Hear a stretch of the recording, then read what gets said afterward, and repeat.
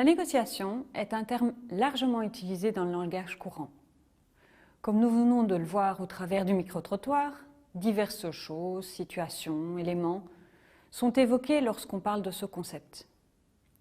Beaucoup de situations de la vie quotidienne peuvent en effet être qualifiées de négociation.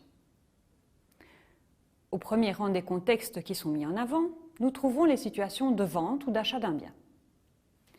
Dans le même registre, les gens pensent également fréquemment aux négociations salariales, ou aux discussions qu'ils peuvent avoir avec leur patron au sujet d'une éventuelle augmentation à laquelle ils aspirent.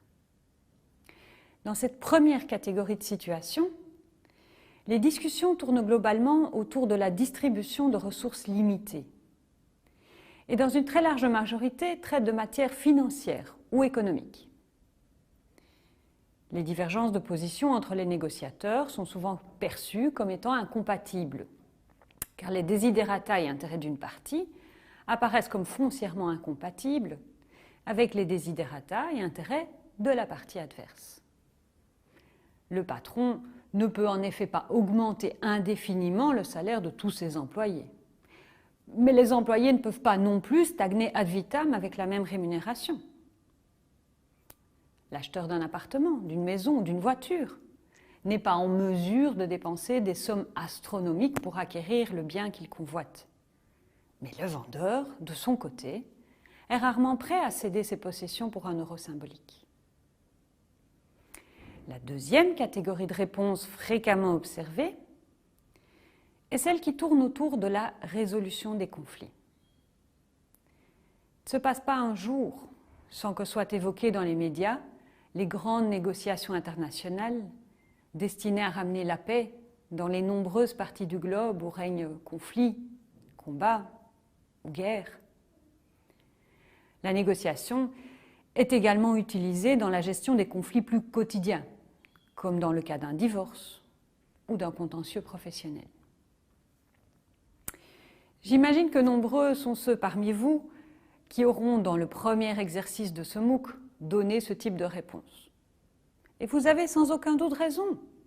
Voici bien des situations où la négociation peut être utilisée comme une méthode de gestion des divergences. Alors je dis peut être utilisée car négocier n'est pas nécessairement toujours l'option choisie par les parties. Un vendeur peut décider d'afficher un prix non discutable. Un patron peut ignorer les demandes répétées d'augmentation de ses employés. Et malheureusement, des nations en guerre peuvent préférer poursuivre les combats plutôt que de chercher à mettre en place un traité de paix.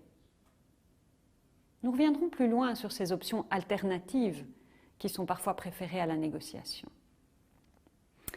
Mais avant cela, intéressons-nous à une troisième catégorie de situations où les négociations sont susceptibles d'être déployées. Ces dernières situations ne sont pas nécessairement plus rares que les deux autres catégories, mais elles sont nettement moins facilement catégorisées ou perçues comme des instances de négociation. Ce sont des situations de coopération. Des contextes dans lesquels deux ou plusieurs parties décident de discuter ensemble, non pas pour résoudre un conflit ou pour s'accorder sur un prix, mais dans le but de créer quelque chose de nouveau. Deux collaborateurs qui décident de créer une nouvelle entreprise, par exemple, ou une équipe de travail qui cherche à développer un nouveau produit, ou encore un couple d'amis qui discutent de leur prochaine destination de vacances. Ces dernières situations nous apparaissent moins directement comme des instances de négociation, et peu de gens, lorsqu'on les interroge, les évoquent spontanément. Pourquoi ? Parce que dans la tête des gens, la négociation est généralement connotée négativement. Elle renvoie à la gestion de situations conflictuelles, oppositionnelles, compétitives. Or, ce que nous allons tenter de voir tout au long de ces semaines que nous allons passer ensemble, c'est que négociation ne rime pas nécessairement avec compétition. La coopération est tout aussi importante au développement d'un accord optimal que la poursuite du gain personnel.